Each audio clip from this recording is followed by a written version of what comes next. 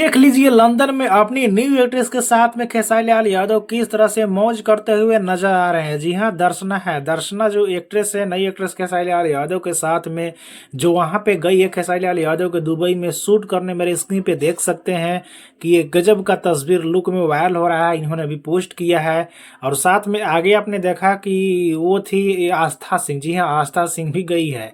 यहाँ देखिए तस्वीर किस किस पोज में खेसारी लाल यादव के साथ में गजब के पोज में ली है और बहुत ही शानदार लुक लग रहा है। जी हाँ, बहुत शानदार लुक लग रहा है। यहाँ पर भी देखिए ये शूटिंग टाइम का है। जो खेसारी लाल यादव देखिए बैगनी कलर की टी शर्ट पहने हैं उसमें बैठे हुए। यहाँ देखिए दर्शना को, यह एक और व्यू देखिए यहाँ का लुक। और ये देखिए है आस्था सिंह। आस्था सिंह बाद में गई है पीछे से, लेकिन वहाँ का अभी अभी तस्वीर वायरल हो रहा है और बहुत सारे वहाँ का फोटोज वीडियो क्लिप वायरल हो रहा है जो मेरी स्क्रीन पे अभी आप देख रहे हैं। यहाँ के ये नजारा व्यू आप देख सकते हैं कि दर्शना ने ही डाली है। इस वीडियो को देखिए गजब के लुक लग रहा है। यहाँ देखिए कितना अच्छा लग रहा है। थोड़ा आगे इस वीडियो में देख लीजिए। यहाँ देखिए कि शूटिंग किस तरह से खेसारी लाल यादव का हो रहा है। देखिए यहाँ पे कैमरा किस तरह से सेटअप लगाया गया है, शूटिंग का जो भी सेटअप लगाया जाता है, पर्दा वगैरह।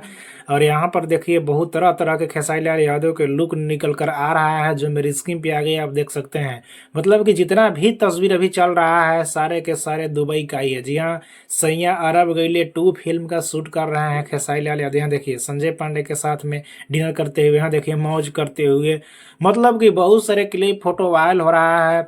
एक और बात मैं कहना चाहूँगा, जो भी वहाँ लोग शूट करवा रहे हैं कर रहे हैं कि वहाँ का इतना फोटो वायरल नहीं करना चाहिए। जी हाँ, इतना जिस तरह से क्लिप फोटो देखने को मिल रहा है, हमको लग रहा है कि सबसे नंबर 1 कारण है फिल्म का नहीं चलने का, तो यही कारण है। क्योंकि अगर ही आप पहले ही आप फोटो वीडियो क्लिप दिखा देंगे तो लोगों को इंटरेस्ट क्या रह जाएगा, सब लुक ही जब लीक हो जाएगा। तो बाकी आपको क्या करना है नीचे कमेंट में बताना ना भूले।